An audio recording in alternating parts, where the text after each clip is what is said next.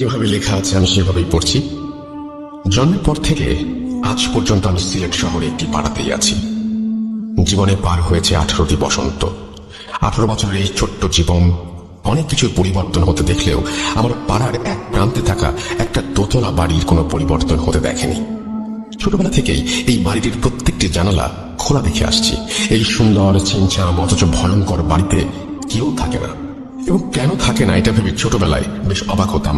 এই বাড়িটিকেই আজকে ঘটনার প্রোটাগনিস্ট বা অ্যান্টাগনিস্ট বলতে পারেন। আজকের ঘটনাটি কোনো নির্দিষ্ট ব্যক্তির কাছ থেকে শোনা নয়, আমার পাড়ার বেশ কয়েকজন সিনিয়র সিটিজেনের মুখ থেকে শুনেছি এই বাড়ি সম্পর্কে। এই ঘটনা অনেকের মুখ থেকে শুনেছি। এভাবে বাড়িটিকে ঘিরে ঘটা বেশ কিছু ঘটনা জোগাড় করে তা সংকলিত করে পাঠালাম। নিজের মতো করেই লিখলাম। ঘটনার পুরোটাই ঘটেছে আমার জন্মের আগে। শব্দ চয়ন ও বানানে কোনো ভুল থাকলে মার্জনা করবেন। যাই হোক, গৌরচন্দ্রিকা দীর্ঘায়িত না করে ঘটনায় যাওয়া যাক। 1999 সাল আমাদের পাড়ায় এক মধ্যবয়স্ক দম্পতি পাড়ার এক কোনায় থাকা পরিত্যক্ত 6 শতক জমি কিনে সেখানে বাড়ি করে বসবাস শুরু করেন। তাদের ছিল একটি মেয়ে। নতুন বাড়িতে ওঠার পর 4-5 মাসের মধ্যেই তারা তাদের মেয়ের বিয়ের আয়োজন শুরু করেন। মেয়েটির বিয়ে হয়ে যায়, কিন্তু বিয়ের পর সেই মেয়েটি সুখে ছিল না। শ্বশুর শাশুড়ি ভালো মনের মানুষ হলেও স্বামী ছিল ভীষণ লোভী। সে বারবার টাকার জন্য মেয়েটিকে বাপের বাড়িতে পাঠাতো। পর্যাপ্ত টাকা পয়সা না নিয়ে আসলে মেয়েটিকে শারীরিক ও মানসিকভাবে নির্যাতন করত। এক সময় অত্যাচার আর সহ্য করতে না পেরে মেয়েটি তার সমস্ত জিনিসপত্র নিয়ে বাধ্য হয়ে সেখান থেকে তার বাপের বাড়িতে চলে আসে। তার স্বামীও খবর পেয়ে সেখান থেকে গোপনে ওৎ পেতে থাকে এবং গভীর রাতে তার শ্বশুর শাশুড়ি ও স্ত্রীকে খুন করে। তারপর সে সমস্ত টাকা পয়সা ও সোনাদানা নিয়ে পালিয়ে যায়। কিছুদিন পর আশেপাশের বাড়ির লোকজন ওই বাড়ি থেকে খুব বাজে গন্ধ পাওয়ায় ওই বাড়ির ভেতরে প্রবেশ করে। বাবা মা ও মেয়ের গলিত লাশ আবিষ্কার করে। এরপর পুলিশে খবর দেওয়া হয়। পুলিশ এসে তাদের লাশ নিয়ে যায় এবং বাড়িটি যেভাবে ছিল সেভাবেই রেখে শুধু গেটে তালা দিয়ে বাড়িটা সিলগালা করে চলে যায়। ঘটনা 1, প্রায় 6 মাস পর ওই বাড়িটির ঠিক পাশের টিন শেড বাড়িটি বিক্রি করে দেওয়া হয়। এবারে এক দম্পতি বাড়িটি কিনে নেন এবং ওই টিন শেড বাসা ভেঙে 3তলা দালান নির্মাণ করেন। তখন তারা ওই পাড়াতেই একটা ভাড়া বাড়িতে থাকতো। অনেক শ্রমিক লাগিয়ে বেশ তাড়াতাড়ি বাড়িটি বানানো হয়ে যায়। বাড়ি পুরোপুরি রেডি, শুধু রং বাকি। বাড়ি রং করতে মাত্র 2 জন রং মিস্ত্রি আসায় রং করতে তুলনামূলক বেশি দিন লাগছিল।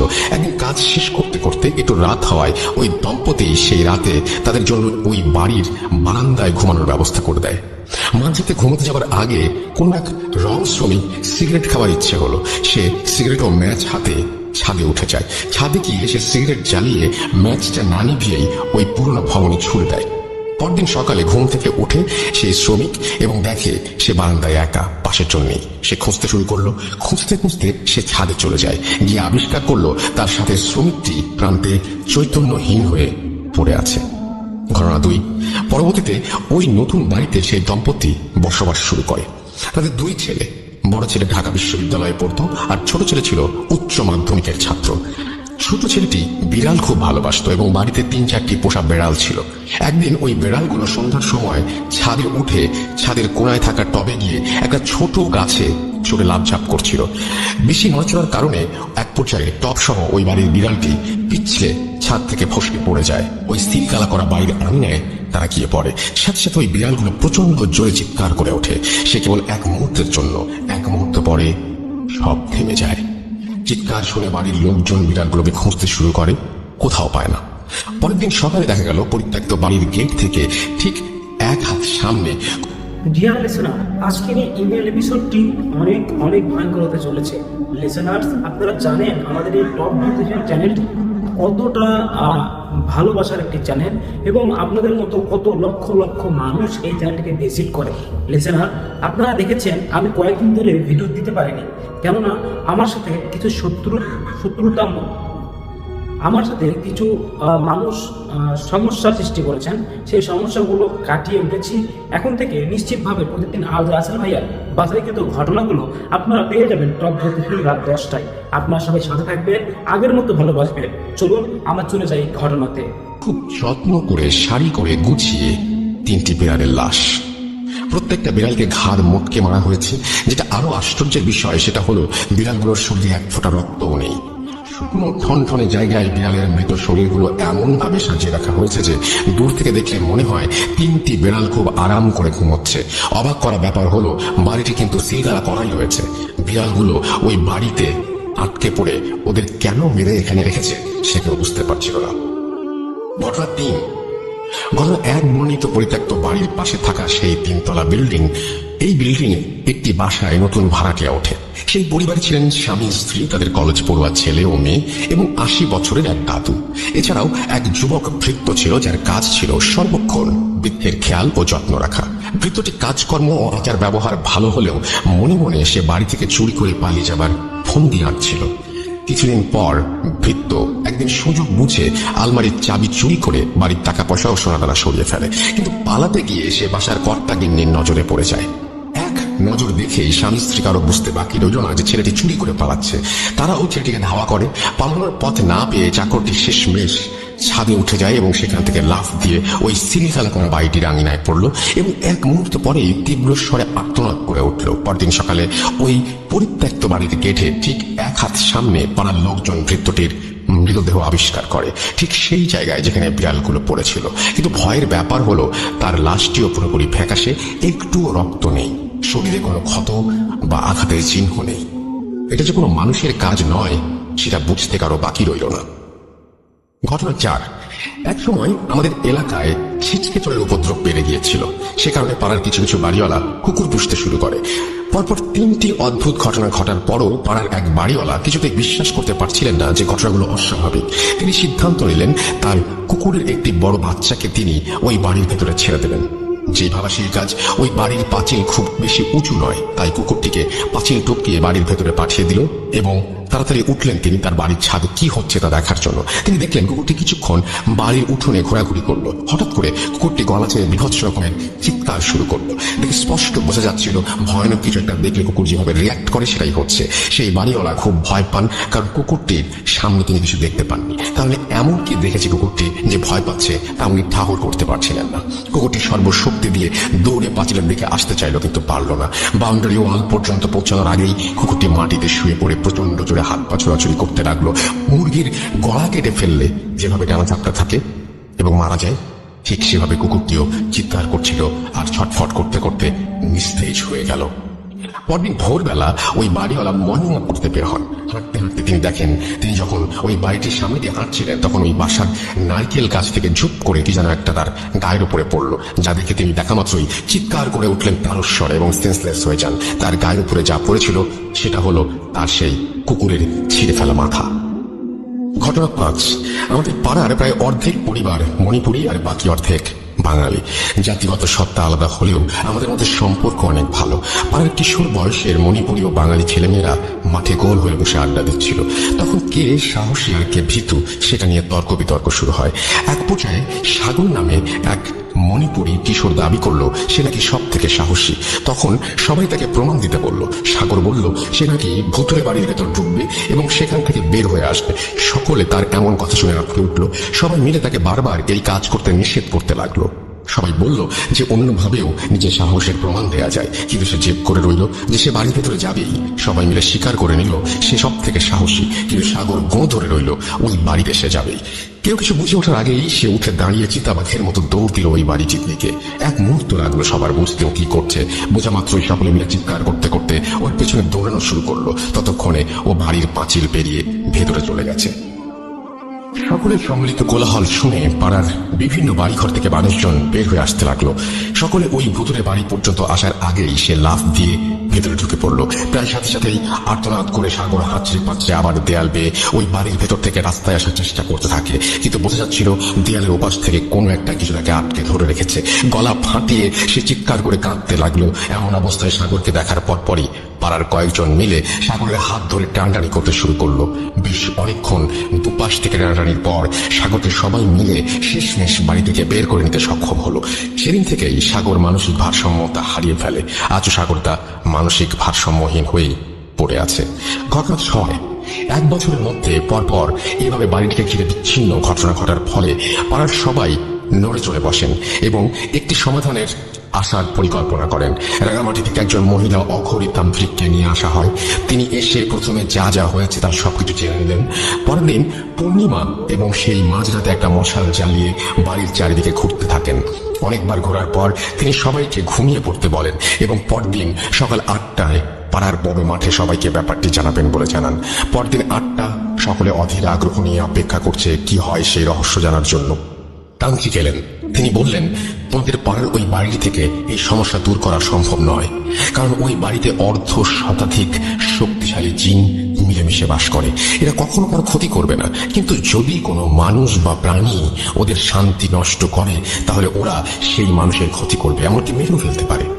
যেমন একদিন রাতে তোমাদের কারো বাসার একজন চাকর এখানে মারা গেছে। সে ছাদ থেকে লাফ দিয়ে বাড়িতে ঢোকার পর দৌড়াতে দৌড়াতে এখানে একটি বাচ্চা জিনকে পা দিয়ে পিষে ফেলে। সাথে সাথে সেখানকার জিনেরা মিলে তাকে জমের দুয়ারে পাঠিয়ে দেয়। তেমনি বিড়ালগুলো সেখানে জিনকে আছড়ে দিয়েছিল বা কারো স্পর্শ লেগেছিল, সেই জন্য বিড়ালদের সাথেও এই দুর্গতি হয়। একটি সাধারণ জিনকে কাবু করা অনেক ঝুঁকিপূর্ণ ব্যাপার, আর এখানে তো 50টিরও বেশি শক্তিশালী জিন। যদি আমি এদের কোনো ব্যাপারে কোনো হস্তক্ষেপ করি, কয়েক পলকের মধ্যে আমাকে সহ এই পাড়ার সকলকে মেরে ফেলারও ক্ষমতা রাখে ওরা। কাজেই আমার মনে হয় সব থেকে ভালো হয় যদি তোমরা কখনো ওদের বিরক্ত না করো। কেউ আর কোনোদিন ভুলেও ওই বাড়ির সীমানার ভেতরে ঢুকবে না বা ওই বাড়িতে কোনো কিছু ফেলবে না। যেভাবে বাড়িটা আছে সেভাবেই থাকুক, তাহলেই সবার মঙ্গল। এই বলে সেই অঘরীতান্ত্রিক চলে যান। তারপর থেকে আজ পর্যন্ত সেই বাড়িটি ওইভাবেই পড়ে আছে। দীর্ঘ 21 বছরে এই বাড়িতে আর কখনো কারো পা পড়েনি। এই ছিল আমার হ্যালোইন স্পেশাল পর্ব উপলক্ষে ঘটনা। দীপ্ত সিলেট, তারপরে তিনি তার ফোন নাম্বার এবং ইমেল অ্যাড্রেস শেয়ার করেছেন। আমরা চলে যাব আমাদের পরবর্তী ঘটনায়। ঘটনাটি আমাদের পাঠিয়েছেন সাবিত ময়মনসিং থেকে এবং তিনি লিখেছেন, আমি মোহাম্মদ সাবিত আলম, ঘটনাটি ময়মনসিং থেকে লিখছি। আজ আমি আপনাদের সাথে আরো একটি ঘটনা নিয়ে আবারও ফিরে এসেছি। এই ঘটনাটি আমি কালেক্ট করেছি আমার এক পরিচিত বড় ভাইয়ের এক্স কলিগের কাছে। আমি আর কথা না বাড়িয়ে ঘটনার প্রেক্ষাপট ও সরাসরি ঘটনায় চলে যাচ্ছি। আজ থেকে প্রায় 3-4 সপ্তাহ আগে আমি সন্ধ্যার দিকে বাইরে বের হয়ে পরিচিত এক বড় ভাইয়ের সাথে দেখা করতে চাই। ব্রহ্মপুত্র নদের ধারে সিঁড়িতে বসে চা খেতে খেতে আড্ডা দিচ্ছিলাম আমরা, আমি আর বড় ভাই আর বড় ভাইয়ের এক্স কলিগ। আমার বড় ভাইয়ের কলিগের নাম রিজওয়ান। কিছু সময় আড্ডা দিতে দিতে রিজওয়ান হেডফোনে একটা কল আসে আর উনি রিসিভ করে কথা বলেন। কথা ফাঁকে উনি যা বলছিলেন তা কিছুটা এমন শোনাচ্ছিল, যেমন হুজুরের পরে কি বলেছেন? আচ্ছা, ইনশাআল্লাহ আসর কেটে গেছে। ওনার এই কথা শুনে আমিও বড় ভাই কিছুটা কৌতূহলী হয়ে ওনাকে জিজ্ঞেস করি, আসর কেটে গেছে বলার কারণ কি? উনি শুরুতে বলতে চাইলেন না, কারণ উনি চাইছিলেন না ওনাদের সাথে যা ঘটেছিল সেটি মনে করতে। কিন্তু পরিবেশটা এমনই ছিল যে উনি আমাদের জয়জুরিতে শেষমেশ বললেন, ঠিক আছে ঠিক আছে, সংক্ষেপে বলবো, আর আমার কথার মাঝে কোনো কথা বলবো না, জানিয়ে আসো। বলছি, আমি দুই বড় ভাইয়ের জন্য চা আনতে চলে যাই। 5-6 মিনিট পরে চা নিয়ে ফিরে এসে দুজনের হাতে 2টি কাপ দিয়ে আমি সিঁড়ির উপর বসে পড়লাম। এরপর রেজওয়ান ভাই ওনার কথা শুরু করলেন। একটা কথা একটু বলে নিতে চাই, আমি যখন ঘটনাটি শুনছিলাম তখন নদীর ওই পাড় থেকে প্রচুর পরিমাণে শিয়ালের ডাক ভেসে আসছিল, আর চারপাশে ঝিঝি পোকা আর ব্যাঙের ডাক যেন পরিবেশটাকে একেবারে ঘটনা শোনার জন্য তৈরি করে রেখেছিল। আপনারাও ইম্যাজিন করুন আর ঘটনাটি শুনুন। চলে যাই রেজওয়ান ভাইয়ের ঘটনায়। ঘটনাটি উনি যেভাবে আমাকে বলেছেন আমি ঠিক সেভাবে লিখে উপস্থাপন করার চেষ্টা করছি। ভুল ত্রুটির জন্য ক্ষমা চেয়ে নিলাম। ঘটনাটিতে কয়েকটি চরিত্র আছে, তাই সবাইকে মনোযোগ দিয়ে শোনার অনুরোধ করছি। বলছেন রেজওয়ান ভাই, আমি তখন বরিশাল বিভাগের একটি কুরিয়ার সার্ভিসে কাজ করি। চাকরিটা ভালোই ছিল, কিন্তু একটা জিনিস খারাপ লাগলো যে রোজ একই ধরনের রুটিন। লাভে আস্তে আস্তে আমিও আমার কলিগরা যেন হাঁপিয়ে উঠছিলাম। কিন্তু এই একঘেয়েমি কেটে যায় কোরবানি ঈদের ছুটিতে বাড়ি গিয়ে। এছাড়াও ঈদের 2 দিন পরে 6 জন মিলে একটি ট্যুরও দেই আমরা রিফ্রেশমেন্টের জন্য। ট্যুর থেকে ফিরে প্রায় 4 দিন আমি বাড়িতেই ছিলাম। 1 বছর 9 মাসের মতো হবে আমার বিয়ে হয়েছে, কিন্তু ওয়াইফের সাথে বেশি সময় স্পেন্ড করতে পারিনি দূরে চাকরি করার জন্য। যথারীতি ঈদের ছুটি শেষ হয়ে যায় আর আমিও আমার কলিগ সবাই আমাদের চাকরির স্থানে আবারও যোগদান করি। বলে রাখা ভালো যে আমি বরিশালে একটি মেসে থেকে চাকরি করতাম। মেসের একটি রুম আমি একাই নিয়ে নিয়েছিলাম আমার প্রাইভেসির জন্য। মেসে আর বাকিরা অবশ্য আমার কলিগের মাঝেই 2-3 জন ছিল। ওনারাও সিঙ্গেল রুম করে থাকতেন, যেহেতু সবাই চাকরিজীবী। বাড়ি থেকে মেসে ফেরার পর কয়েকদিন কেটে যায়। এরপর একদিন মেসে আমার বাজারের ডেট পড়ে। আমার রুটিন মতো আমি বাজারের দিকে রওনা হলাম। বাজারে গিয়ে মাছ কিনতে গিয়ে এক বৃদ্ধ চাচার কাছে আমি দেখলাম মোটামুটি বড় সাইজের ইলিশ মাছ দেখে মনে মনে ভাবলাম, এহে, কতদিন খাই না, দেখি যদি একটা নিতে পারি। এই ভেবে আমি চাচার দিকে এগিয়ে গিয়ে চাচাকে জিজ্ঞেস করলাম, কি চাচা, ইলিশ কত করে দিচ্ছেন? উত্তরে উনি বললেন, স্যার 200 টাকা কেজি। ওনার এই দাম চাওয়ার কথা শুনে আমি ভ্যাবাচাক খেয়ে যাই আর ভাবতে থাকি, কি বলে 500 টাকার উপরে দাম আর উনি 200 টাকা চাচ্ছে? মনে হয় বোকা, একটু দামাদামি করি। এই বলে আমি চাচাকে বললাম, কি বলেন চাচা, 100 টাকা করে দিয়ে দিলে কয়েক কেজি নিব, চলবে? উনি আমার দিকে হাসি ভরা মুখে তাকিয়ে বললেন, যান স্যার, আপনি দিনের প্রথম খদ্দের, যান 90 টাকা করে রাখবো। আমি মনে মনে নিজেকে অনেক বড় ভাবতে থাকি আর এদিক ওদিক তাকিয়ে ওনাকে 5 কেজি মাছ মাপতে বলি, এই ভেবে যে ফ্রিজে রেখে অনেক দিন খাওয়া যাবে আর দামটা একেবারেই সস্তা। অনেক বড় দাম মেরেছি আজকে। চাচা মাছ মাপছিলেন, এমন সময় আমার ফোনে আমার মেসমেটের কল আসলো। আমি ফোন ধরতে সে আমাকে জিজ্ঞেস করলো আমি মেইন দরজার চাবি নিয়ে এসেছি কিনা। আমি বললাম, হ্যাঁ আমি চাবি নিয়ে এসেছি। সে যখন আমাকে জানালো যে ভুলে চাবি নিয়ে বের হয়নি, তাই আমি যেন সন্ধ্যেবেলা তার সাথেই বাড়ি ফিরি। আমিও সম্মতি দিয়ে ফোন রেখে মাছওয়ালা চাচার দিকে তাকাই, কিন্তু আমি সেখানে মাছের ঝুড়ি আর মাছওয়ালা চাচাকে দেখতে পাই না, বরং তার পাশে দেখতে পাই কয়েকজন যুবক মাছ বিক্রেতাকে, যে ইলিশ মাছ মাপছিল দাড়ি পাল্লায়। আমি ওনাকে দেখে ভাবলাম যে চাচা হয়তো বাথরুমে বা অন্য কোথাও গেছে, তাই এই যুবক মাছ বিক্রেতাকে মনে হয় মাছ মাপতে দিয়ে গেছেন। আমার ভাবনা শেষ হতেই মাছ বিক্রেতা আমার ব্যাগে মাছ ঢেলে টাকা চাইলেন। আমি 5 কেজি 90 টাকা করে ধরে 450 টাকা দিলাম, কিন্তু এই 450 টাকা দেখে সে আমাকে বলল, 8 টাকা কই স্যার? আমি বিরক্ত হয়ে বললাম, কি বলছেন, চাচা তো 90 টাকা কেজি করে বলছিলেন, সেই অনুযায়ী 450 টাকাই হয়।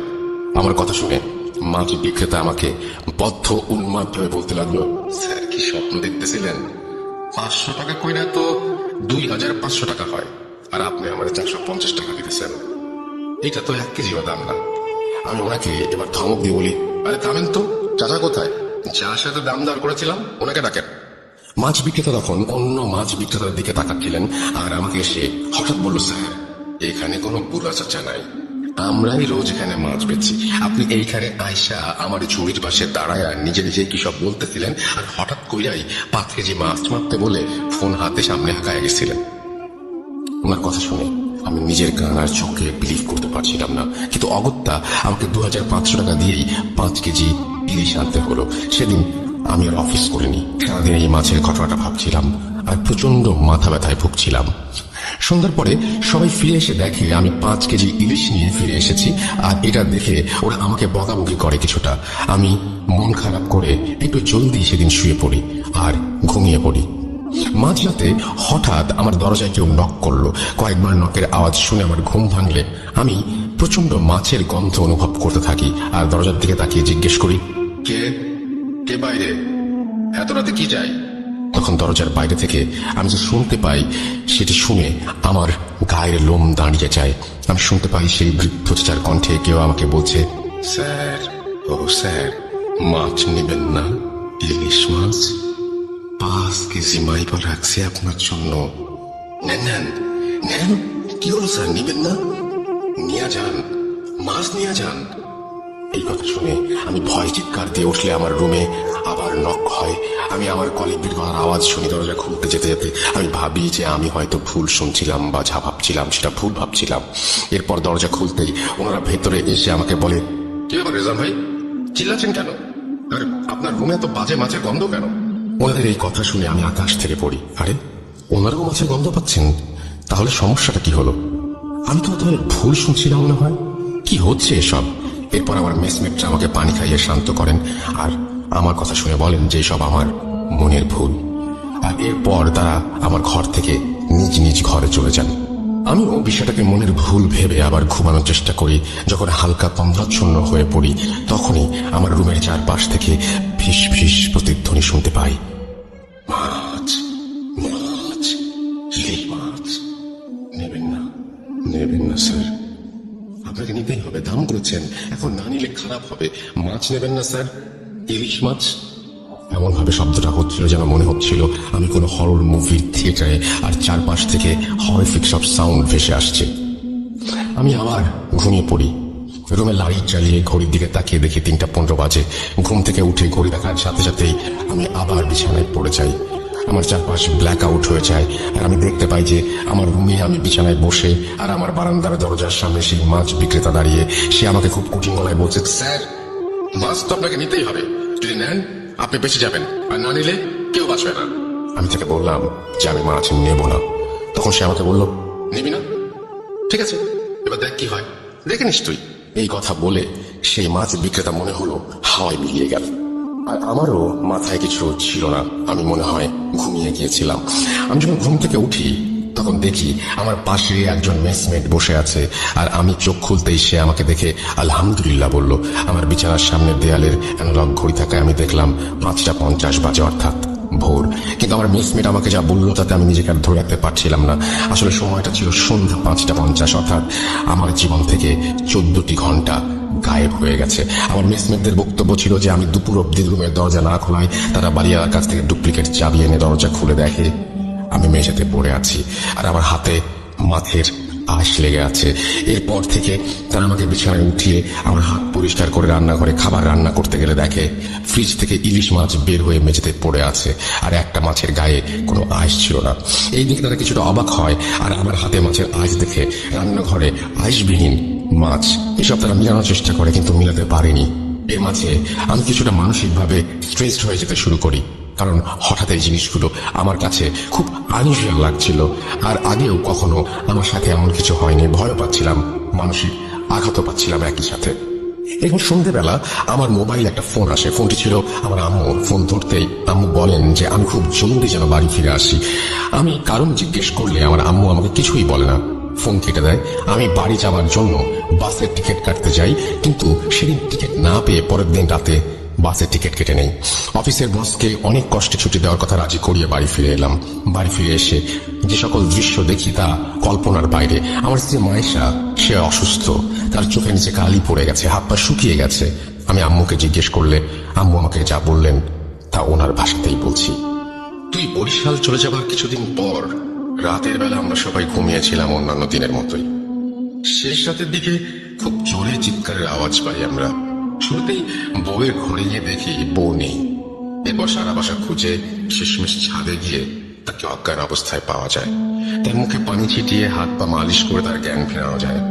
কিন্তু জ্ঞান ফিরতেই সে সবার আগে যে কথাগুলো বলে সেগুলো হলো, মাছ মাছ মাছ খাবো, ওকে বল আমার জন্য ইলিশ মাছ আনতে, ও আমাকে মাছ দিয়েছে, ও কেন নেয়নি মা, কেন? এসব বলে তোমার বউ বাচ্চাদের মতো কাঁদতে থাকে। তাকে শান্ত করে ঘরে নিয়ে ঘুম পাড়িয়ে দিই আমি। কিন্তু সকালে ঘুম থেকে উঠলে ওকে জিজ্ঞেস করি ও কেন রাতে ছাদে গিয়েছিল। কিন্তু মায়েশা একেবারে অবাক হয়ে বলে, কি বলছেন মা, আমি রাতে সেই যে বিছানায় ঘুমিয়েছিলাম, এই কেবলই উঠলাম। এই কথা শুনে আমি মায়েশাকে আর কিছু বলি না।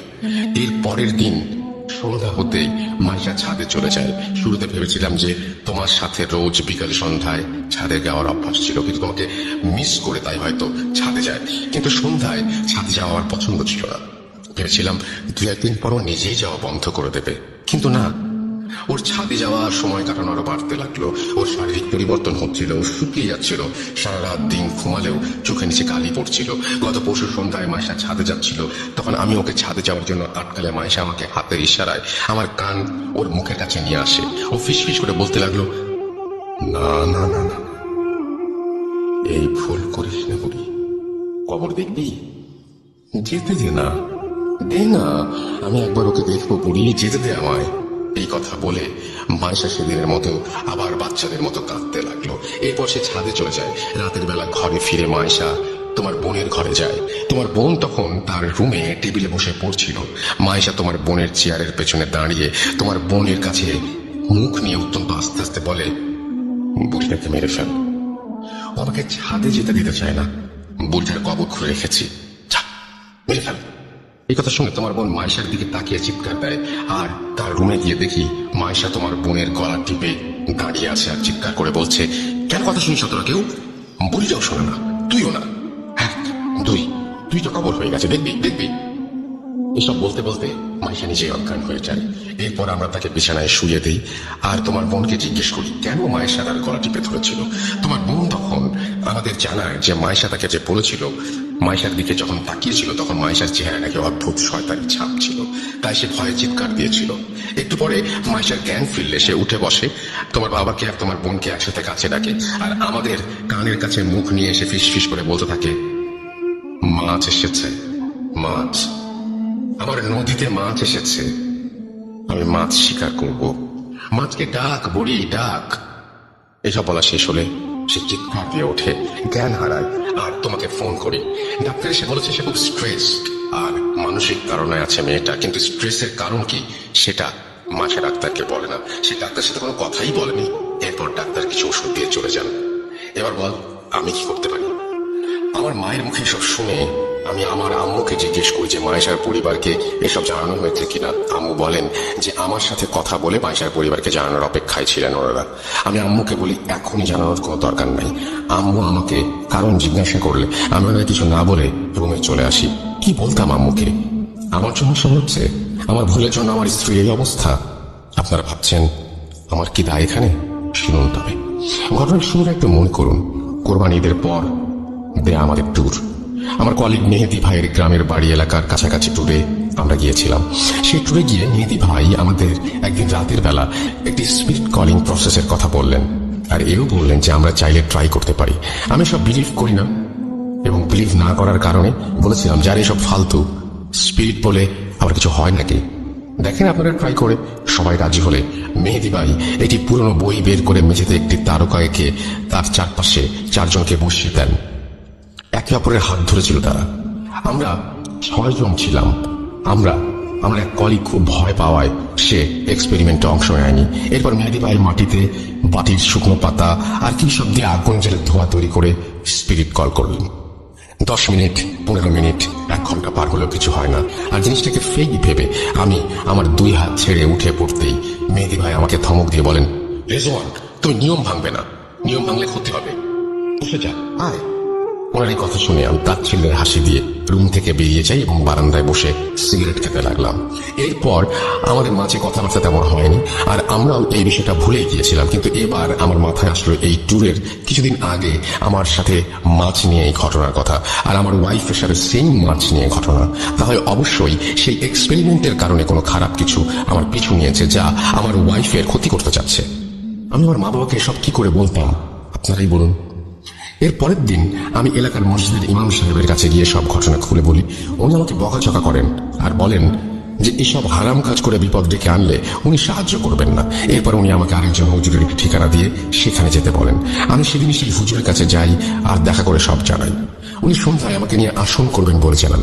মাগরিবের আযান হলো, আমি আর হুজুর একসাথে নামাজ পড়ে ওনার ঘরে গিয়ে আসনে বসলাম।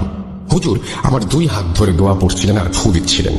এক পর্যায়ে হঠাৎ আমার হাত ছেড়ে দিয়ে উনি বললেন, রেজওয়ান ভাই আপনি যা ভাবছেন সেটা একেবারে 100% ভুল। সেদিন ওই এক্সপেরিমেন্টে কোনো জিন হাজির হয়নি আর আপনার সাথে যা হয়েছে তা কিছুই ওই এক্সপেরিমেন্টের ফল না। হুজুরের মুখে সব শুনে আমি ওনাকে জিজ্ঞেস করি তাহলে আপনার সমস্যা কি? আমার কথা শুনে হুজুর বলেন আমার বাসায় না গেলে উনি বুঝতে পারবেন না আর আমার বাসায় যাবার আগে কিছু প্রস্তুতি আছে ওনার, যা ওনার করতে 3-4 দিন সময় চাই। এরপর ওনাকে সময় দিয়ে ওনার ফোন নাম্বার নিয়ে বাড়ি ফিরে আসি আর আম্মু আব্বুকে বলি মাইশার ফ্যামিলির সাথে যোগাযোগ করতে। আমার আম্মু আব্বু মাইশার পরিবারের সাথে যোগাযোগ করতে সেখান থেকে উঠে আসে আরো এক চাঞ্চল্যকর তথ্য। কি সেই তথ্য শুনুন মাইশার মায়ের ভাষায়। আপনাদের কাছে ক্ষমা চাচ্ছি, আমি আর মাইশার বাবা। আমাদের মেয়ের বয়স যখন 10 বছর ছিল তখন তার একটি মানসিক রোগ দেখা দেয়। সে নিজে নিজে কথা বলতো, লেখাপড়া করতো না, আমাদের সবাইকে মারবে বলে চড়াও হয়ে যেত। অনেক হুজুর কবিরাজ তদবির করেছি আমার মেয়ের, কিন্তু সে ভালো হচ্ছিল না। অবশেষে একজন মনোরোগ বিশেষজ্ঞকে দেখানো হলে সে বলে এই রোগটা খুবই রেয়ার কেস, লাখ মানুষের মাঝে একজনের হয়। নিজেকে ভুলে গিয়ে অন্যের মতো আচরণ করা, ভায়োলেন্স আর এরপর সব ভুলে যাওয়া। এই রোগের চিকিৎসা মেডিটেশন আর নিয়মের মাঝে চললে ঠিক হয়ে যাবে বলে ডাক্তার আমাদের বলেন। 3-4 মাস আমার মেয়ের চিকিৎসা হয়, আস্তে আস্তে সে ভালো হয়। ডাক্তার আমাদের বললেন আমার মেয়ে খুব একা ফিল করে সবার মাঝে থেকেও। ওকে এই একাকিত্বের ফিলিংসটা আর যেন ছুতে না পারে। এমনিতে আর কোনো সমস্যা হবে না। বলেন ডাক্তার। দেখতে দেখতে আমার মেয়েকে ডাক্তার সুস্থ করে তোলেন। কিন্তু দেখেন এবার কি হলো, জামাই বরিশাল চলে যাওয়ার পর আমার মেয়েটা আবার একা হয়ে গিয়েছিল, আর সেই জন্যই এই সমস্যা ফিরে এসেছে। এসব বলতে বলতে আমার শাশুড়ি কান্নায় ভেঙে পড়েন। ওনাকে আর কোনো কিছু না বলে, কোনো সান্ত্বনাও না দিয়ে রাগে আমি আমার আম্মুর হাত থেকে ফোন নিয়ে লাইন কেটে দেই। আমি আমার রুমে চলে আসি আর ভাবতে থাকি, এটা তাহলে মাইশার মানসিক সমস্যা, ভালো করে ডাক্তার দেখাবো, তাহলে কি ঠিক হয়ে যাবে।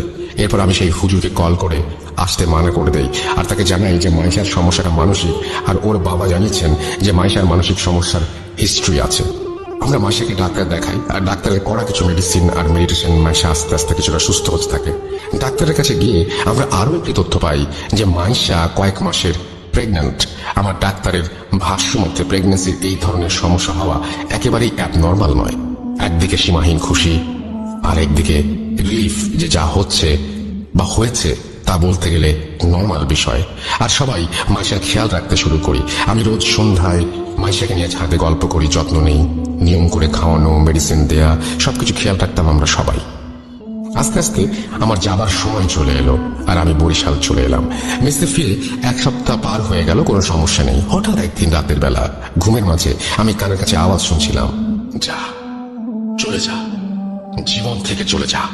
আমি এটা শুনে বিছানা থেকে লাফ দিয়ে উঠতেই আমার রুমের দরজায় নক করার আওয়াজ পাই এবং সেই মাছ বিক্রেতার গলা শুনতে পাই, স্যার মাছ নেবেন?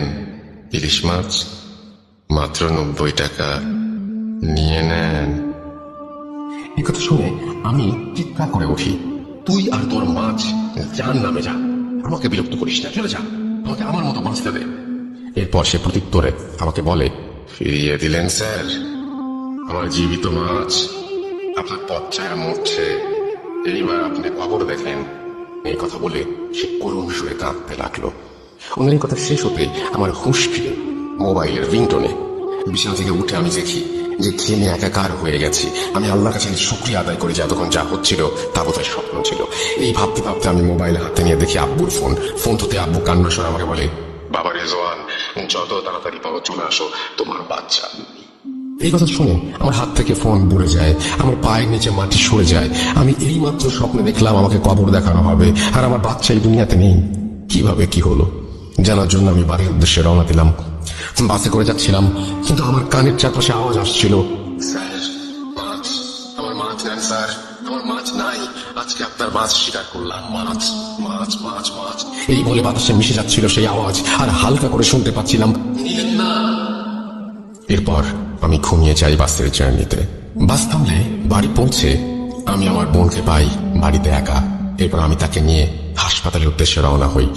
রাস্তায় আমার বোনের মুখে আমি সব ঘটনা শুনি। তার ভাষ্য মতে আমি ঘটনাগুলো বলছি।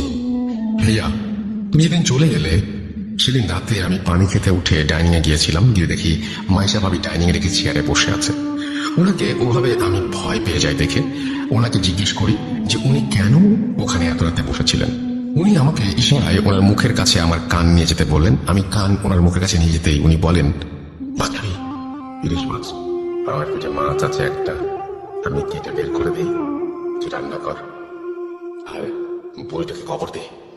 কে কবর দে ওকে? আরে কি ভাবছিস দে। এই বলে উনি মেঝেতে বসে পড়েন আর মাটিতে আঁচড়ে আঁচড়ে বলতে লাগলেন, এই দেখ আমি কবর খুঁজছি, মাছটাকে বের করবো, কবর দিতে হবে যে, যা বুড়িটাকে ডেকে আন। ওনার এই আচরণ দেখে আমি চিৎকার করে উঠলে আম্মু আব্বু ডাইনিং এ এসে মাইশা ভাবিকে ধরে তার বিছানায় নিয়ে যান।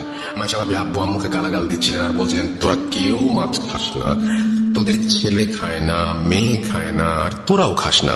তোদের ছেলেকে কত করে বললাম আমার মাছ নিয়ে যেতে, কিন্তু ও নেয়নি, তাই আমি তোর ছেলের মাছ নিয়ে যাবো। দেখ দেখ ওই যে কবর খুঁড়ে রেখেছি, মাছ কবর দেব। এইসব বলে ভাবি জ্ঞান হারান। ওনার পাশে সিঁড়ির আমরা সারা রাত বসেছিলাম। সকালে উঠে ভাবি আমাদের বলেন যে রাতের বেলা উনি ছাদে গেলে আমাকে বলেন আম্মু আব্বুকে মেরে ফেলতে, আর তোমাকেও যেন মেরে ফেলা হয়। এরপর ভাবিকে ডাক্তারের কাছে নিলে ডাক্তার কিছু ওষুধ দিয়ে পাঠিয়ে দেন। এরপর আমি সারাদিন ভাবির এই সমস্ত সমস্যার দেখাশোনা করি। একদিন রাতের বেলা ওনাকে কোথাও খুঁজে পাওয়া যাচ্ছিল না। ছাদে গিয়ে দেখা যায় উনি ছাদের কোণে বসে ধারালো লোহার টুকরা দিয়ে নিজের হাত খোঁচাচ্ছেন আর পেটে খোঁচাচ্ছেন, আর পেট থেকে বের হওয়া রক্ত খাচ্ছেন। এসব দেখে আমরা খুব ভয় পাচ্ছিলাম, কিন্তু ডাক্তার বলছিলেন যে প্রেগনেন্সির অনেক সমস্যাই হয়, আর তুমিও 2-1 দিন হলো চাকরিতে ফিরে গেছো, তাই তোমাকে আর ফোন করে বলিনি। কারণ এমন বারবার ছুটি নিয়ে তোমার চাকরি কিভাবে থাকবে, সংসারই কিভাবে চলবে। এরপর একদিন রাতের বেলা আমি আমার রুমে ঘুমোচ্ছিলাম, হঠাৎ আমার রুমে কুকুরের ডাক শুনে আমি লাফ দিয়ে বিছানা থেকে উঠে যাই, আর আমার রুমে কুকুরের ডাক কোথা থেকে এলো দেখতে থাকি। এর মাঝে হঠাৎ পচা মাছের গন্ধ দিয়ে আমার রুম ভরে যায়। আমি বিছানা থেকে উঠার জন্য পাশ ফিরতে দেখি মাইশা ভাবি বাজে হাসি নিয়ে আমার পাশে শুয়ে আছেন, আর কুকুরের আওয়াজটা উনিই মুখ দিয়ে করছিলেন। আমি ওনার শরীর থেকে রক্তের গন্ধ পাচ্ছিলাম, আর তাই তাকে জিজ্ঞাসা করি যে কেন এখানে রক্তের গন্ধ, কেন বা সে এরকম বাজে আওয়াজ করছে। তখনই সে মুখে হাত দিয়ে ধরে ফেলেন, আর কানের কাছে মুখ এনে তিনি বলেন, মাছ শিকার করেছি। এই বলে সে আমার হাতে একটি ছুরি ধরে দিয়ে বলেন, নে বুড়িকে মেরে ফেল আর কবরের ধাক্কা দিয়ে ফেলে দে।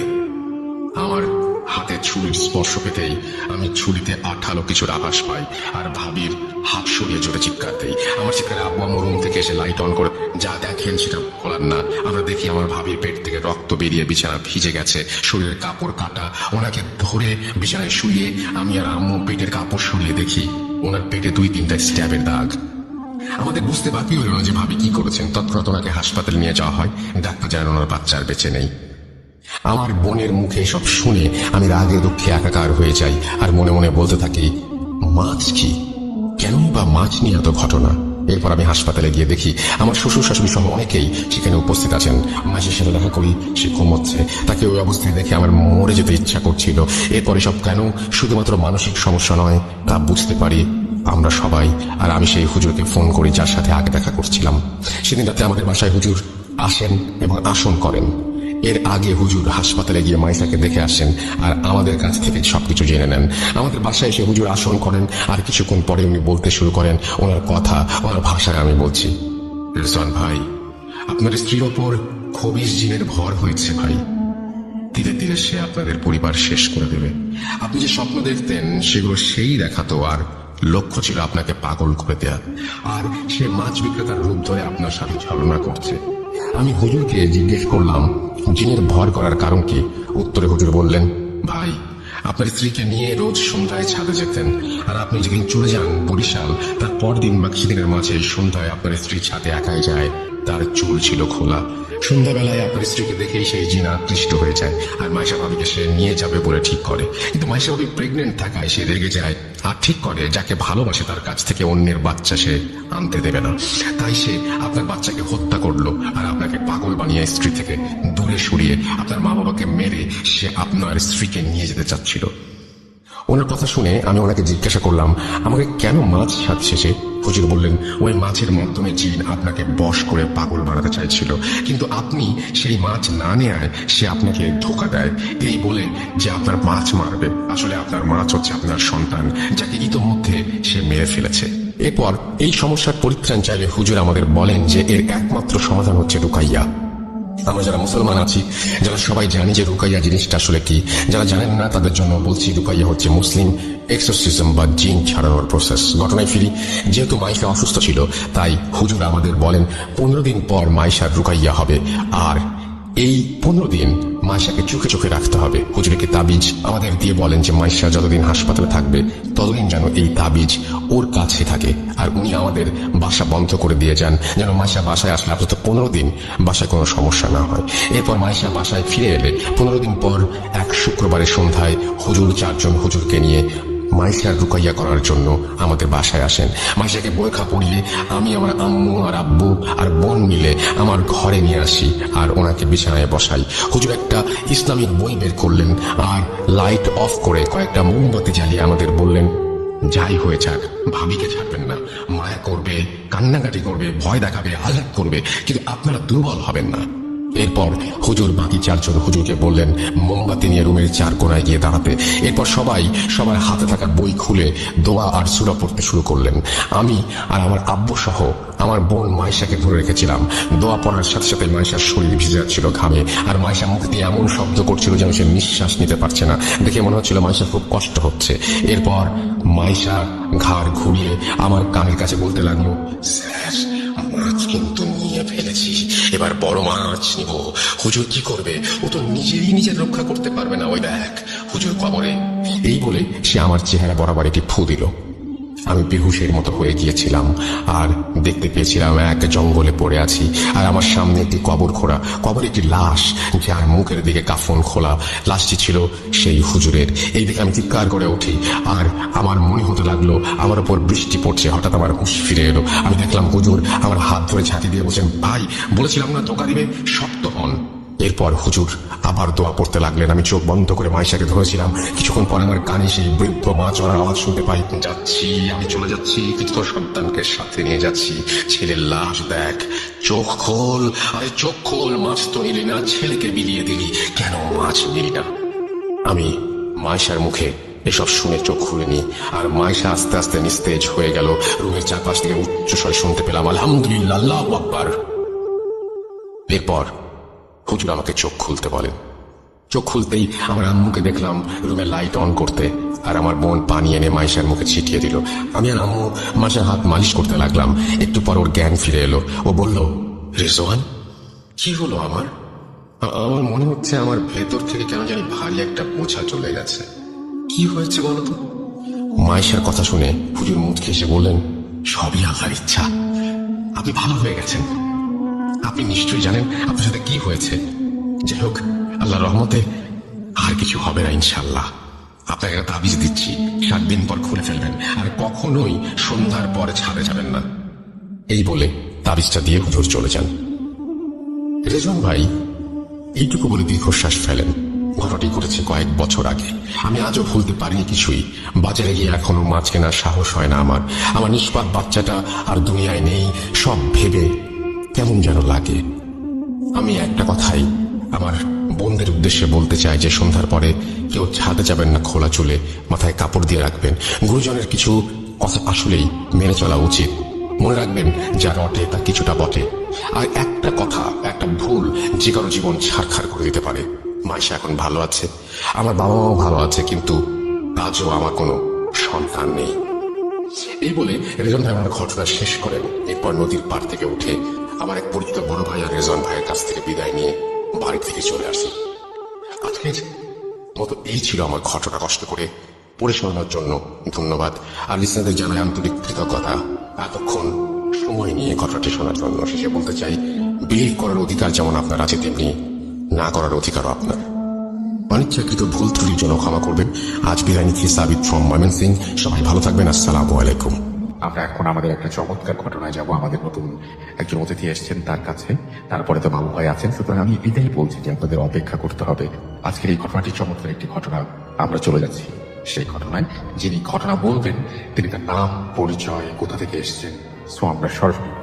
আসসালামু আলাইকুম রাসেল ভাইয়া, আশা করি আপনি ভালো আছেন। আমি মাহমুদ শোয়েব, আমি বগুড়ার এয়ারপোর্ট এলাকা থেকে বলছি। আমি এই নিয়ে আপনার ওখানে প্রায় 23 বার গিয়েছি।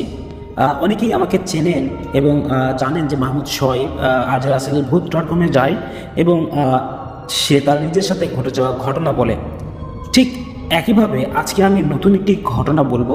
এইটা আমাকে কেউ মেইল করেনি বা কেউ ফেসবুকেও পাঠায়নি। আমি এই ঘটনাটি বলবো একদম সরাসরি আমার পরিবার থেকে। আমার নিজের বড় ভাইয়ের সাথে ঘটনাটি ঘটে গিয়েছে। আসল ভাইয়া, আমি আজকের এই ঘটনাটি বলবো, আর এই ঘটনার যে অডিয়েন্সদের ভালো লাগবে না এমনটা হতেই পারে না।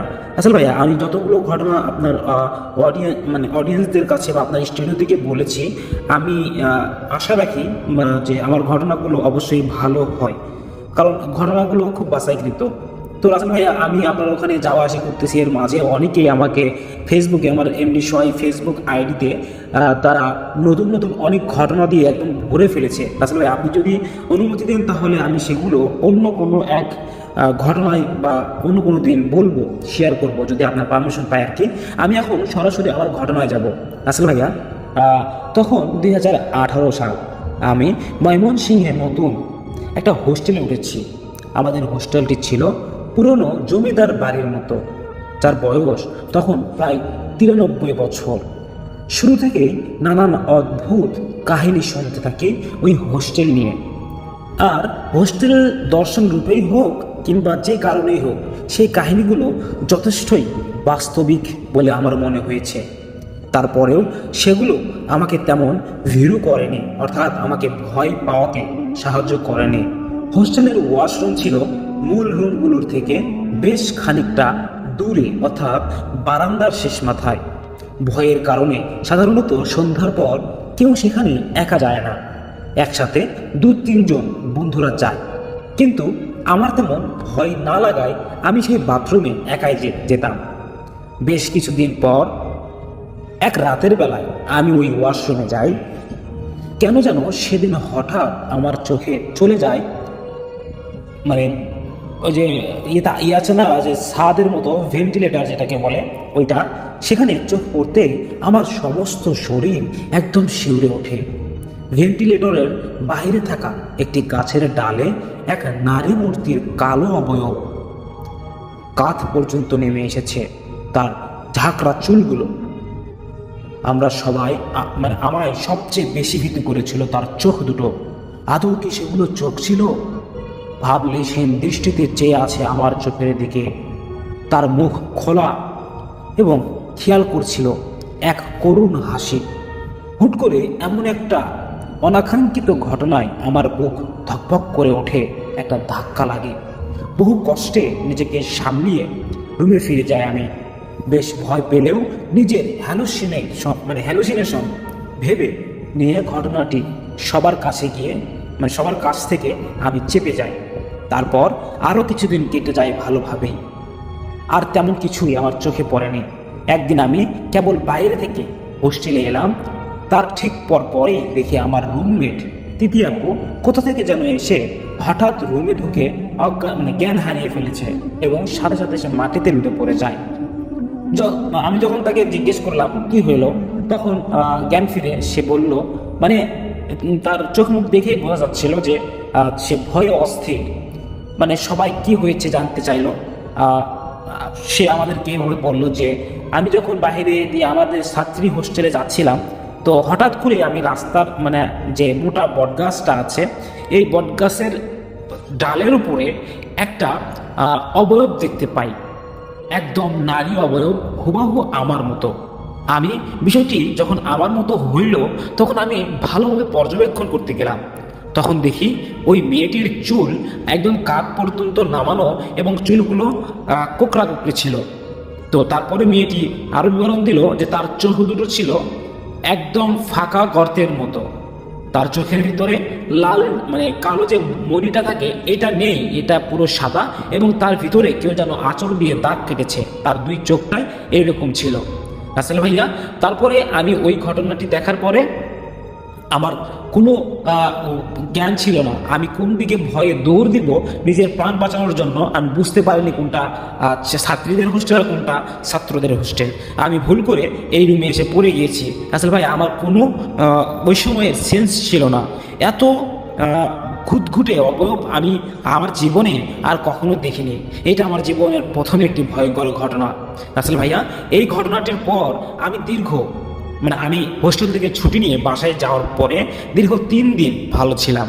তারপরে আমার সাথে ঘটে যায় অদ্ভুত রকমের একটি ভয়ঙ্কর ঘটনা। রাসেল ভাইয়া, আমি সবচেয়ে বড় ভুল করেছিলাম সেই দিন, যেদিন আমি ওই ছাত্রদের হোস্টেলে গিয়ে ওই মেয়ের বিবরণটা বলে দিয়েছি। তারপর থেকে সেই মেয়েটি আমার পিছু ছাড়েনি।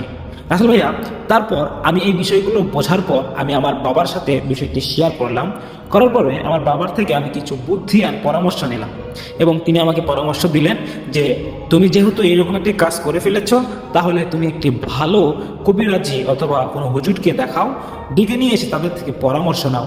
তারপর তার মা এবং সেই মেয়ে সহ একটি হুজুর খুঁজতে গেল, এবং যে পেয়েও গেল। তারপরে ওই মেয়েটির চোখের দিকে হুজুর তাকাতেই বলে, এই অভিশাপকে কেন নিয়ে এসেছেন আমার রুমে? এরকম যখন বলে, মেয়েটির মা পুরোপুরি অবাক হয়ে যায়। কেনই বা যাবে না? তার নিজের জন্ম দেওয়া মেয়েকে যদি আর একজন অভিশাপ বলে, তাহলে তো তার মাইন্ডে লাগবেই, এটাই স্বাভাবিক। আসলে ভাইয়া, তারপর ওই কবিরাজকে ঠান্ডা করে তার মা বলল বিষয়টি, যে বাবা, আমার মেয়েটা অনেক ভালো এবং নামাজ কালাম পড়ে, তো তার সাথে সে হোস্টেলে থাকতো, সে বগুড়ার ব্যাটালিয়ন স্কুলের এক মানে সাইডে হোস্টেলে থাকতো, যেই হোস্টেলটা অনেক ভয়ঙ্কর।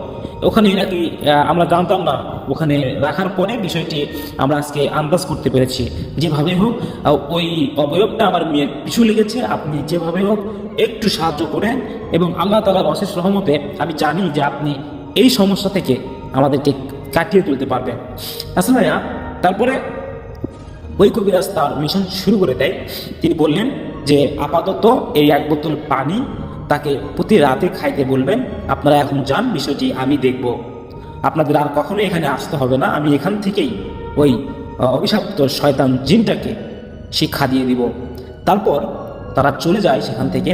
এরপর এই ইমাম সাহেব মানে অর্থাৎ কবিরাজ, তিনি তার আবার ওই ধ্যানে যায় এবং সেই জিনটাকে, এটা ছিল মেয়েদের রূপ নিয়েছিল, কিন্তু এই জিনটা ছিল 1911 সালের এক ভয়ঙ্কর জিন। সে মানে আগেকার জিন, সে পরিত্যক্ত একটা জিন, সে গাছে গাছে ঘুরে বেড়ায়। জিন রাজ্য থেকে তাকে বের করে দেওয়া হয়েছে কোনো একটি ভুলের কারণে, যে ভুলটা সে আবারও ঘটাতে যাচ্ছে আর কি। ঠিক তখনই এই কবিরাজ তাকে বলল, তুই এর পিছনে ছাড়বি কিনা বল। তখন বলল যে ওই আমার বিবৃতি বলে দিয়েছে, আমি ওকে ছাড়বো না। এই কথা বলে হুজুরটি ছিল অনেক শক্তিশালী এবং জিনটা সেই তুলনামূলক শক্তিশালী কম, যেহেতু রাজ্যত্যাগী জিনের আর কি পাওয়ার থাকতে পারে, শুধুমাত্র মানুষদেরকে একটু বিরক্ত করবে, এটাই স্বাভাবিক। তারপর ইমাম সাহেব বলল, ঠিক আছে, তুই যদি পারিস তাহলে ওর পেছনে লাগিস, তারপর বাকিটা আমি দেখব। তারপরে দ্বিতীয় দিন যখন ওই মেয়ের বাড়িতে ওই জিন ঢোকার চেষ্টা করে রাত 12টায়, ওই যে পানি দিয়েছিল ওই পানিটা খেয়ে মেয়েটির একটা ভিতরে একটা অদ্ভুত রকমের ইসলামী শক্তি চলে আসে, যা অদ্ভুত যত কিছু খারাপ জিন বদ জিন এর অবয়বগুলো রয়েছে তার থেকে তাকে রক্ষা করবে ইনশাআল্লাহ। এই পানি পরে দেওয়া পানিটা প্রতি রাতে খাই, আর 3-4 দিন ধরে ওই জিনটা, খারাপ জিনটা তাকে স্পর্শ বা তার কাছে যেতে পারে না। আসলে এরপরে ওই ইমাম সাহেবের কাছে ওই মেয়েটির মা আবার গেল যে, বাবা, আমার মেয়েকে রেখে আসছি, একটু আপনি আমাদেরকে যদি বলতেন এর পরবর্তী পদক্ষেপ কি। আলহামদুলিল্লাহ আমার মেয়ে তো ভালো আছে। তখন বলল, আপনি আর 4 দিন অপেক্ষা করেন, 1 সপ্তাহ যদি ওই মেয়ের কাছে ওই জিনটা না যেতে পারে তাহলে ওই জিন আপনি চলে যাবে। যেই কথা সেই কাজ, ঠিক আছে বলে চলে গেল। 4 দিন পর আবার ইমাম সাহেব নিজেই তাদের বাসায় গেল, যাওয়ার পরে শোনে যে মেয়ে সুস্থ আছে আলহামদুলিল্লাহ, এবং ওই জিনটা চলে গিয়েছে তাকে ছেড়ে। তারপর থেকে এখন পর্যন্ত কোনো সমস্যা হয়নি রাসেল ভাইয়া। এই ছিল ঘটনা, আজকে আমার ছোট্ট ঘটনা। যদি ভালো লাগে শেয়ার করবেন। আমরা আপনার কণ্ঠে আর একটি ইমেল শুনতে চাই রাসেল ভাইয়া। আমি প্রথম যে ঘটনাটা পড়ব সেই ঘটনাটি আমাদের একজন লিসেনার পাঠিয়েছেন, আমি তার মতো করেই পড়ার চেষ্টা করব। তিনি যেভাবে লিখেছেন সেভাবে পড়ছি। আমার পরিচয় দিলে সমস্যা নেই, আমি তুষার মাহমুদ, রাজশাহী জেলার পুঠিয়া থানার তাড়াশ নামক গ্রাম থেকে ঘটনাটি লিখছি। ভালো লাগলে পড়ে শোনাবেন, যেহেতু ঘটনাটি একটি বাগানকে কেন্দ্র করে, তাই ঘটনাটির প্রমাণস্বরূপ সেই বাগানের কিছু ছবি ইমেইল করে পাঠিয়ে দিলাম। জানি না ঘটনাটি তেমন ভৌতিক কিনা, তবে আমি যে কালো সময়টা পার করেছি তা কখনো আমি এবং আমার পরিবার ভুলতে পারবে না। ঘটনাটি শুরু হয় 2013 সালের মে মাসের দিকে। আমি তখন সবেমাত্র ক্লাস 7-এ পড়ি। দিনটি ছিল বুধবার। কেন জানি সেই দিনটিতে সারাদিনই মেঘাচ্ছন্ন ছিল। সকাল থেকে মেঘ থাকা সত্ত্বেও কোনো বৃষ্টি হচ্ছিল না, কিন্তু হালকা বাতাস হচ্ছিল, আর আমার মনটা সবসময় বিচলিত হচ্ছিল। সকাল থেকে দুপুর পর্যন্ত তেমন কোনো সমস্যা হলো না। তো মানসিক অসুস্থতা ভেবে দুপুরের খাওয়া দাওয়া সেরে একটা ঘুম দিলাম। ঘুম থেকে জাগার 1.5 ঘন্টা 2 ঘন্টা পরে হঠাৎ দেখি আকাশে মেঘ গুড় করে প্রচন্ড ঝড়ের আকার ধারণ করছে। বলে রাখা ভালো, সময়টা ছিল আমের সিজন, তাই গ্রামের মানুষেরা ঝড়ের মধ্যে আম কুড়াতে বেশ পটু। মূল ঘটনা এখান থেকে শুরু। আমি 7-5 না ভেবে বস্তা খুঁজে তড়িঘড়ি করে যেতে লাগলাম বাগানে আম কুড়ানোর উদ্দেশ্যে। পেছন থেকে আমার মা যেতে নিষেধ করলেন। তা সত্ত্বেও মায়ের কথা কান না দিয়ে বাগানে মিনিট 3-4 মধ্যে পৌঁছে গেলাম। প্রথমে আমার বাপ দাদার ভিটে, যার নাম ছিল তুতের জমি। অনেক মানুষ থাকার ফলে ওখানে 5 মিনিট বিভিন্ন আম গাছের নিচে দৌড়াদৌড়ি করার পরেও একটা আমও সংগ্রহ করতে পারলাম না। তো ঠিক আমাদের জমি থেকে 2টা ভিটে পরেই ছিল একটি আম বাগান এবং গোরস্থান। গোরস্থানটির নাম হলো ইরানের বাগান। বাগানটি অনেক ভয়ানক ছিল। দিনের বেলা সব সময় মানুষ খুব বেশি একটা যাওয়া আসা করতো না সেখানে, মানে দিনের বেলাতেও যেত না আর কি। জায়গাটা এত পরিমাণ হন্টেড ছিল যে এখানে একা আসার মতো সাহস কার হতো না। যখন গ্রামের কেউ মারা যেত তখন দল বেঁধে সেখানে কবর দেয়া হতো। ওইটা আমাদের দূর সম্পর্কের এক দাদার গোষ্ঠীর গোরস্থান ছিল।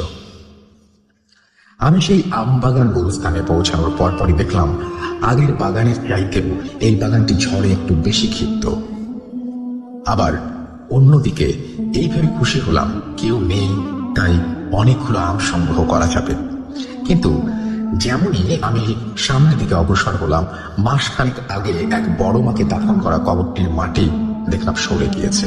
দেখলাম লাশটি পচে গলে গিয়েছে। যাক, সেদিকে মনোযোগ না দিয়ে আমি আম সংগ্রহে ব্যস্ত হয়ে পড়লাম। অনেক গতিতে ঝোড়ো হাওয়া বয়ে যাওয়ায় আম মাটিতে পড়ছিল। আমি সেগুলো মাটিতেই সংগ্রহ করে রাখছিলাম। চারিদিকে কোনো প্রাণীর ছায়া নেই। সেই বাগানটিতে আমি একা। এভাবে কিছুক্ষণের ভেতর অনেকগুলো আম সংগ্রহ করে ফেললাম।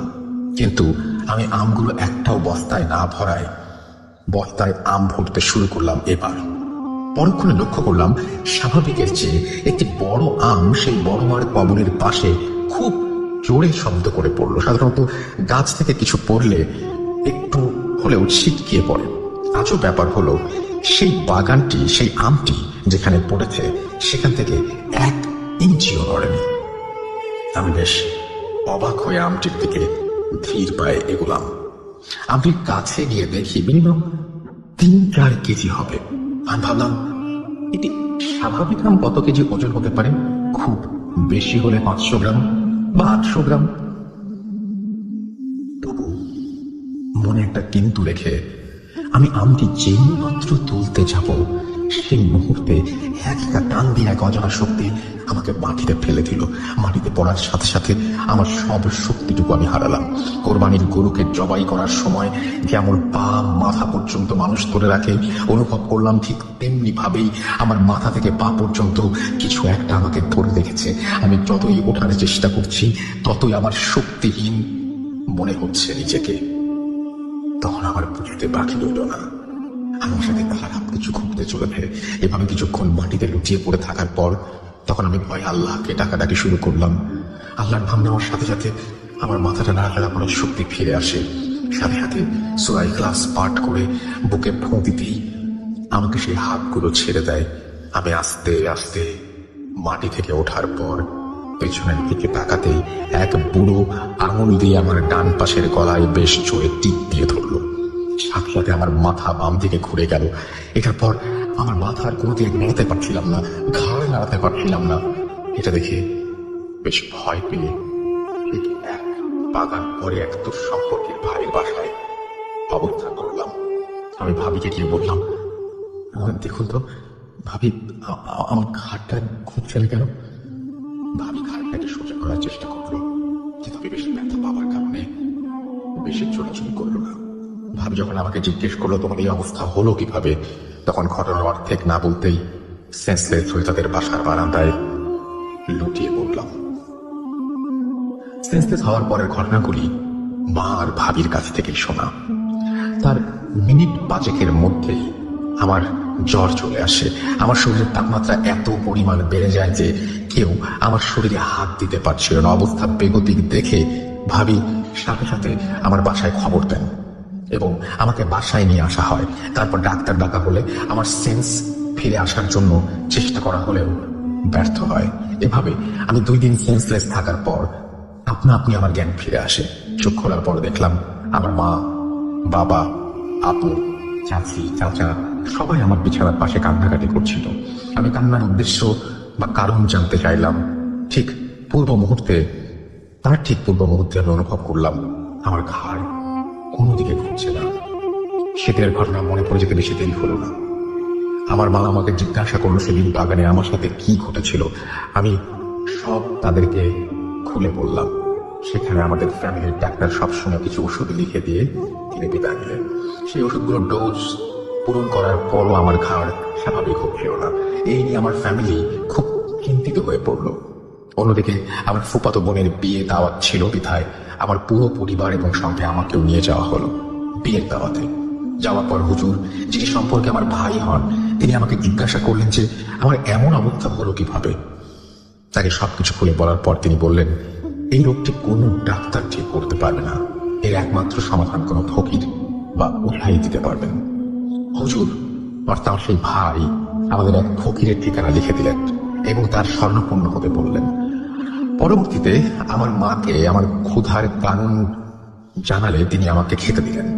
সেখানে আমাকে এক পিস গরুর মাংস এবং মাংসের ঝোল দিয়ে ভাত খাওয়ানো হলো। ভাত খেয়ে ওঠার পর কেন জানি আমার ঘাড়ের ব্যথা দ্বিগুণ হয়ে গেল। যখন আমার ঘাড়ের ব্যথা সীমাহীন বা সহ্যহীন পর্যায়ে পৌঁছে গেল, তখন আমি জ্ঞান হারালাম। যখন রাতের দিকে আমার জ্ঞান ফিরল, তখন দেখলাম আমার বাড়ির উঠোনে একটা গোল বৃত্তের মধ্যে চেয়ারে বসে আছি আমি। সামনে এক ফকির কি যেন পড়ছিল, আর সামনে রাখা এক গ্লাস পানিতে ঝাড়ফুঁক করছিল। তিনি অনেকক্ষণ পানি পড়ার পর কাছে এসে আমাকে গ্লাসের পানিটুকু খেতে বললেন। আমি কোনো প্রশ্ন না করে চুপচাপ পানিটুকু খেলাম। পানিটুকু খাওয়া শেষ করতেই অনুভব করলাম আমার ঘাড় স্বাভাবিক, অর্থাৎ ঘোরাতে পারছি, হালকা হয়ে গেছে। তারপর আমাকে বাড়ির বারান্দায় চেয়ারে বসিয়ে দেওয়া হলো। কিন্তু আশ্চর্যের ব্যাপার হলো, ফকির নানা বারান্দায় 10 সেকেন্ডের মধ্যে ঘুমিয়ে পড়লেন। আমি কিছু বুঝতে পারলাম না। ঘন্টাখানেক পর সেই ফকির নানা উঠে বসলেন, কিন্তু স্বাভাবিক একটা মানুষ কথা বললে যেরকম হওয়া দরকার ঠিক সেরকম ছিল না। ততক্ষণে বুঝলাম দিনটি ফকির নানার শরীরে ভর করেছে। বেশ কর্কশ কণ্ঠ নিয়ে বললেন, ছেলের বাবা মাকে কাছে আনো। আসার পরপরই বলল, আপনার ছেলেকে অনেক পছন্দ করেছে, আমরা ওকে ওই পুরীতে নিয়ে যেতে চাই, আপনারা কি দেবেন? বিনিময়ে আপনাদের অনেক টাকা পয়সা, সোনা মণি মুক্ত দিব। কিন্তু আমার বাবা মা আমাকে দিতে অস্বীকৃতি জানালেন। তবু এভাবে 3 বার প্রশ্ন করা হলো, বলল যে না। তারপর ফকির নানা তার ভেতর থেকে বলে উঠলেন, তোর পরিচয়? কেন এই ছেলের উপর ভর করেছিস সব বল। চিন্তি বলল, তার নাম হাকমত। সে তার পরিবার নিয়ে ওই গোরস্থান কবরেই বসবাস করে। সপ্তাহখানেক আগে তার গায়ে হাসুয়া দিয়ে ছেলেটি বেশ কয়েকটা কোপ মারে, যা সেই কোপের মাঝে একটা কোপ তার মেয়ের পায়ে লাগে।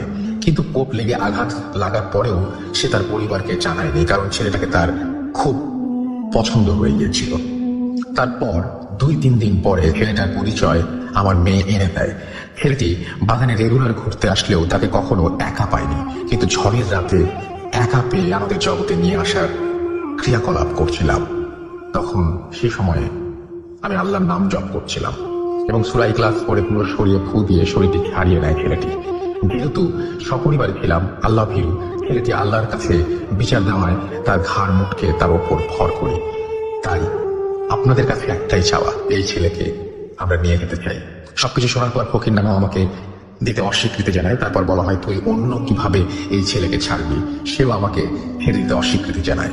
দিনটি বেশ কিছু শর্ত দেয়। ছেলের সাথে আমি সবসময় থাকবো, কিন্তু ক্ষতি করবো না। মাসে একবার স্বপ্নে আসবো। তাকে আমি টাকা ধন দৌলতের লোক দেখিয়ে যদি নিয়ে যেতে পারি, তাহলে আপনারা কেউ বাধা দিতে পারবেন না। শর্তগুলো মানার মতো হলেও ফকির নানা শরীর থেকে চিন্তি চলে যায় এবং ফকির নানা আবার মাটিতে লুটিয়ে পড়েন।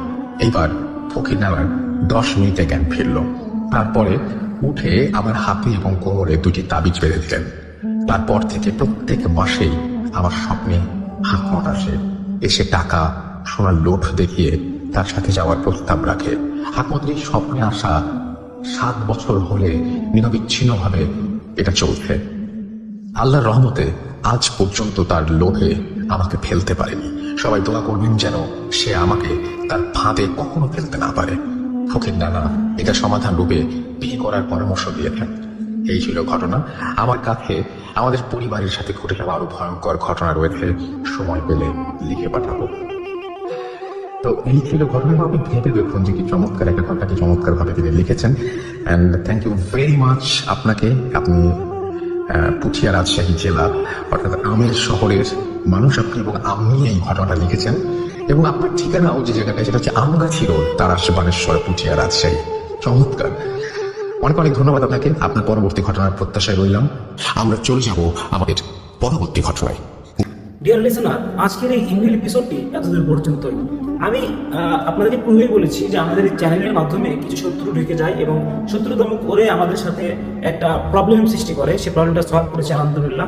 এখন আবার নতুন করে ভিডিও দেওয়া শুরু করেছি। আপনারা যারা আমাদের এই চ্যানেলটিকে আগে থেকে চেনেন তাদেরকে তো অসংখ্য ধন্যবাদ। আর যারা নতুন এসেছেন আমাদের চ্যানেলের ভিতরে তারা আমাদের এই চ্যানেলটিকে অবশ্যই সাবস্ক্রাইব করবেন এবং নতুন নতুন ঘটনা পাওয়ার জন্য বেল আইকনটি অল করে দেবেন। আপনারা জানেন আগের মতোই আমরা কিন্তু নতুন নতুন ঘটনাগুলো আবার বাছাই করে আপনাদের সামনে তুলে ধরি এবং ভূত.com এর পাশাপাশি মাঝখানে যে 5টা দিন থাকে এই 5 দিনে আমরা ভূতের ফিল্ম তুলে ধরার চেষ্টা করি। এটা আপনারা জানেন মানুষ হিসেবে আমি নিজেও কিন্তু ভূত.com এ যে ঘটনা বলেছি এবং বলি, তো সেখান থেকে আমি RJ ভাইয়ার ঘটনাগুলো প্রাথমিকভাবে অরিজিনালি আপনারা শুনতে চাইলে আমাদের এই চ্যানেলকে অবশ্যই সাবস্ক্রাইব করতে হবে। লিসেনার্স, আমরা কিন্তু রীতিমতো নিজেদের কণ্ঠেও আপনাদের ভয়েসগুলো নিচ্ছি, সেগুলো কিন্তু এডিট করেও কিন্তু ছাড়ছি। আপনারা যদি চান আপনাদের ঘটনাগুলো পাঠাতে পারেন, আমরা সেই ঘটনাগুলো পড়ে অথবা আপনাদের ভয়েসমেলগুলো কালেক্ট করে আমরা প্রচার করতে পারবো। লিসেনার্স, আজকের মতো এখানে বিদায় নিচ্ছি। দেখা হচ্ছে নেক্সট ইমেইল এপিসোডে। আসসালামু আলাইকুম।